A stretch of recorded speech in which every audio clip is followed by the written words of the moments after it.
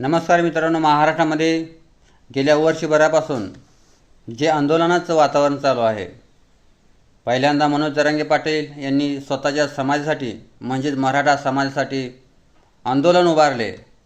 त्यानंतर सर्व सरकारी यंत्रणेने डोळे उघडे करून त्या आंदोलनाला पाठिंबा दिला आणि यंत्रणा राबवली। परंतु दुसऱ्याच बाजूला गेल्या 3 दिवसांपासून लक्ष्मण हाके यांच्या नेतृत्वाखाली ओबीसी समाज हा आंदोलन करत आहे आणि उपोषण करत आहे, परंतु ना सरकारी यंत्रणा असेल, मीडिया असेल, कोणीही दखल घेत नाही आहे। त्याला कारण म्हणजे ओबीसी समाज हा एकत्र नाही मित्रांनो।